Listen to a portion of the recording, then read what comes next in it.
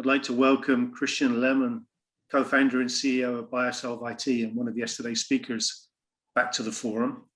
So for this Q&A session, we have Thomas and Lee, today's speakers, and also Christian from yesterday's session. We have quite a few questions, so I'm looking forward to an interesting discussion with the three of you. For those of you who are still asking questions, please go ahead. If we don't get to your question during the next 30 minutes or so, we will follow up by email afterwards. So please feel free to keep submitting questions. Let me start, Thomas, with a question for you.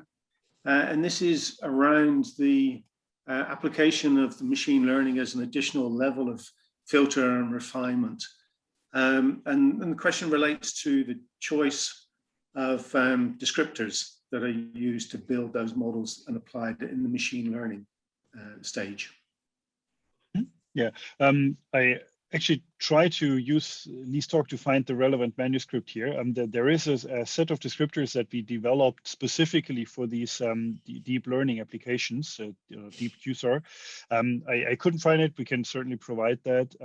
It is based on what we call molecular graph convolution that marries a very common approach from the AI world, applying it to molecular topologies. It is in a way fairly similar to a radial fingerprint with a little bit of added flexibility that it can learn the important parts of the descriptor. But that's I think well established and published what we're being using here. Okay, thanks a lot.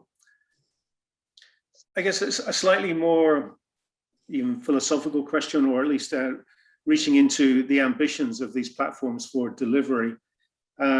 You know, typically when we run a high throughput screen or a Dell screen, we might find low micromolar, or if we're fortunate, sub-micromolar hits. What's your experience of using virtual screening of one type or another in terms of the quality of the molecules identified in terms of their affinity or potency? And do you think that is now approaching or even potentially exceeding what we might find from real wet screening of a much smaller chemical space? Lee, would you like to comment on that one first? Sure, give it a try. So I think virtual screening, we typically take into account different aspects of the lead matter, the quality of the hit at early stages. So for example, in addition to estimating the primary pharmacology, we also pay close attention to the properties of the hits based on chemical structures to make sure that there will be tractability in the later optimization phase, and there is no intrinsic issues with the matter we are turning around. I think in that sense, virtual screening has the advantage over real screening technology, because in that space, the quality of the chemical matters largely depends on the selection of the screening deck. At WuXi, we put in a lot of effort into designing our HTS collection to make sure they're drug-like, they have friendly properties, they are diverse and representative, but not every collection is of that quality. And you know, after the screening, we may find compounds that gives us a activity signal, but do not meet all the other aspects that we need for developing a lead out of it. Yeah, so you would argue that doing at least some preliminary screening in a virtual mode like this gives you an opportunity to include filters for other parameters that we would otherwise only find out during the lead optimization cycle. Yeah, Christian, absolutely. Would you have any comment on this point? Yeah, actually, I had it on my slides yesterday, and Thomas also had it on his slides today, confirming this fact that the bigger the space you are searching, the more needles you can find. And I think we have to, from a virtual screening standpoint, twist things a little bit around and not be so worried to maybe miss one or the other compound. That's not so important anymore, as long as we find enough interesting matter in such a huge stack of molecules. And then we can use this as an advantage to apply further filters, as you just suggest, namely, is the compound rather small and has a lot of opportunities to be further developed? Is it already in the right property range? So I'm not stuck with take it or leave it. This is the outcome. You now have the liberty of choice. But I guess the balance that we have to make as we look at the options of screening a very, very large virtual space versus screening a much smaller real space relates to the number of compounds that we choose to follow up with purchase or synthesis and testing. And I guess these, in a way, these things converge in the sense that ultimately, as the technology improves, we will be able to have much more reliable answer to the question, how many of these molecules do I need to make and synthesize? And perhaps that answer will be more driven by the diversity of the molecules that are highly ranked, rather than by the ranking itself at the top of that table, as it were. Thomas, what do you think about the question of, do these platforms give us the resolution to really come down to, our top 100 compounds or our top 200 compounds? Yeah, I mean, they will one way or the other, because nobody is willing to buy 5,000 compounds and test them. But the one great thing about having a huge chemical space is that you can afford much more aggressive filtering. I can narrow my library to exactly whatever Fuscam properties, structure properties I want, and there's still infinitely many available of those. So in that sense, that's one of the blessings, as Christian said. We can afford to throw away a lot of things that don't look perfectly right, and there's still enough there to find interesting compounds. So a couple of sort of fairly technical questions around the docking piece, and perhaps to you, Lee, in the first instance, around the confirmation prediction for the docking scoring. For the deep learning docking, are you using a full confirmation or just a docking score? For the large part, we're just looking at the docking score. When we start with hundreds of millions of compounds, we cannot afford examining the poses or the conformations to great detail. We really rely on the computational algorithm to help us identify those few that are of interest so that we can examine more closely. The conformation we use in the virtual screening exercise are always explored based on the search algorithm compared to the lowest energy, or we call it a global minimum, and any confirmation that's within reasonable energy threshold will be allowed in the docking exercise to be attempted. But otherwise, if it's some too high constrained energy states or unrealistic confirmation, we will discard them. The confirmation is a very complex problem, and there are a lot of newer endeavors into exploring that, or better define that parameter in the modern technology using machine learning algorithms. How do we predict, like we predict QM, quantum properties using machine learning algorithms? We can predict conformations with great accuracy with machine learning methods that would really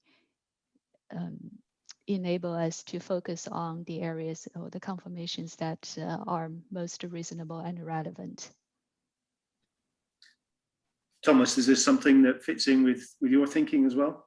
Yeah, I mean, pretty much same answer here. The machine learning models that we train are really only trained on the score. One, because that's enough. Every molecule that you truly care about will be redocked anyway. I mean, that's only the top slice that you can afford to redock. And if you think teaching the machine learning model to recover good poses, I would imagine that is a much harder problem because it has no real concept of what the 3D nature of your target or even your molecule looks like. So yeah, we only focus on the score. It's one number that you get. Yeah. Question for you, Christian, it harks back to the discussion yesterday. I wonder to what extent stereoisomers are taken into account during your platform for screening using to use your analogy, the Lego approach to finding new molecules? Yeah, it's a good question because that's a current limitation. I showed you this descriptor as a rough topology graph that just captures the properties, but nothing of the geometry. And that already answers it. It's yes, with the feature tree technology, we can very quickly search even within trillions and beyond size spaces, but that level of detail is not captured there. Later in my presentation, I showed that we are working on substructure and fingerprint-based searches, and that will at least contain the 2D topology that is given in a substructure search or in the 2D fingerprint of a molecule. So we are working on that. And Lee, you mentioned the use of LigPrep. Where you're generating molecules for that, are you preparing multiple stereoisomers, an exhaustive list of stereoisomers? How do you prioritize that activity? Yeah, it is an exhaustive list of all possibilities when we don't have the defined stereochemistry in the structure. So to be as comprehensive as we can be, we enumerate all possibilities. When there are multiple chiral centers in the molecule, that can be explosive, but that's less an issue than the conformational possibilities when we prepare ligands, for different likely representations to be submitted to docking exercise, for example. It's important, all the recognitions are three-dimensional. I can't stress the importance of stereochemistry, having it right. So turning now to some of the docking work and where you've been able to download a structure from PDB with a ligand bound, how well does that enable you to predict binding to other scaffolds? How much of a compromise are we making in looking at different interactions when we're looking at wholly different molecules into that binding pocket that's previously defined by a small molecule in the crystal structure? Thomas, would you like to handle that first, and then perhaps Lee can comment too? I saw the question. I think it is a very good point because I mean this is one of the things that we usually gloss over when we say structure-based design. You have your target structure that tells you everything that you need to know. The question how well cross-stocking works, I'll have to give a lawyerly answer here and say it depends. That there are target classes where I would expect that to work most of the times, and maybe others. Let's say if you take GPCRs or so, if you overlay structures, you can see that they can have very plastic binding sites differing a lot between compounds or even positions of the compound. So it depends. But I mean, cross-docking is a well enough studied part of docking validation that I think we can claim that most of the time this works, even though certainly not all of the time. Lee, would you add anything to that? Yeah, just I think structure-based approaches are the most one of the more powerful to lead hopping as compared to the ligand-based approaches, because in that sense you are not relying on any given chemotype at all. Your initial starting place is only used to define that cavity that you can attempt putting different chemotypes into. So the chemotypes could be drastically different from your starting place.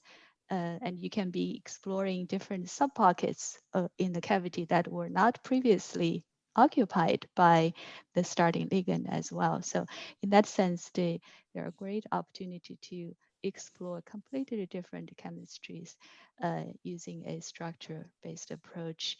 Also, we talked about different conformational states of the proteins, the intrinsic dynamics of different systems, and we need to capture those and explore them, efficiently and accurately. Sometimes we may have to take several protein models for docking exercises, even though we know from crystal structure this is the bound state, but there are other induced states as well. And by MD simulations, we can uncover those hidden or cryptic states, as a matter of fact, and we should, add them to our docking campaign as well, if that warrants the effort. I was interested in the points that you made about this combination of virtual screening and generative models. And it makes me wonder what happens if you combine that perhaps with a little bit of biological data. And if you're able to seed any of these different approaches with the data on a small number of molecules, what's the change in resolution, or what's the change in quality of the molecules that are the outcome of these activities? Thomas, have you looked at all at perhaps starting with a data set of real data, using just a fraction of it, and seeing what happens if you seed that into a machine learning model, or Lee, in your case, a generative model, or both of you? And so it's very far from my usual field of expertise, but I'm usually a bit wary, because the machine learning models, they usually, especially the modern ones, the deep neural network ones, but they don't really play so well with small data sets and small, maybe not perfectly cleaned up data sets. That's why I actually would prefer to train it on other computational predictions, because they are consistent, they are done in the same way, and you can have as many of them as you want. Training on experimental data that maybe comes from a bit noisy assay can be as much of a risk as a benefit, in my opinion. Yeah. Okay, Lee. Yeah, I think it's critical to have some data, a small number of data, as you say, to build up confidence and to guide our machine learning models toward the right directions. We talk about how we bootstrap without experimental data. We can use some of the higher accuracy machine generated data to train our machine learning models.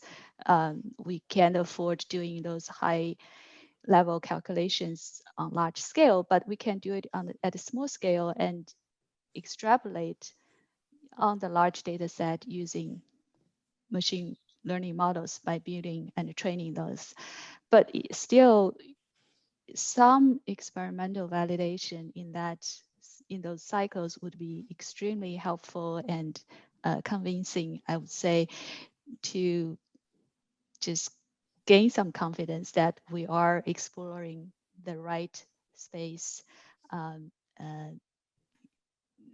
Otherwise, maybe it will be too late, as after much effort and many iterations, the outcome of the result would be not as desirable as we attempt to again at the starting place. So I think having some experimental data early on to feedback our machine learning approaches will be very helpful and important to make sure the whole process is heading toward the right direction. Mm-hmm. There's a question here regarding comparison of virtual screening based on pharmacophore models or docking into known binding sites. Christian, I think I can guess where you sit on that argument, but perhaps you'd like to comment a little bit, and maybe you've done some of those kind of comparisons. Is this related to the pros and cons of the different approaches? Well, or more about, maybe not so much the pros and cons, but just some kind of qualitative notion of relative success. Yeah, I think there's a place for every bit of technology, and the pharmacophore models, it depends a little on what basis they have been derived. They certainly have their legitimate position in the workflow, as typically you can very rapidly screen and figure out the more interesting versus the less interesting compounds. So in terms of the virtual screening filter, definitely yes. But comparing it to docking is almost a little bit unfair because the docking model is in a way also a pharmacophore model. It is only extremely sophisticated, at atom precision, so to speak. Here's your excluded volume. Here's a wanted acceptor. Here's a wanted donor. And then docking is always going to be my favorite to really get it right. But, and let me conclude with that,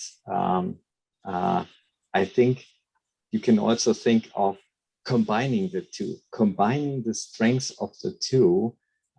So if you happen not only to know the protein, but derived through feature extraction from machine learning or whatnot, just insight into the target, you may use pharmacophore models on top of the docking and improve their accuracy altogether. So somewhat complementary, and in the best case, they even work best together.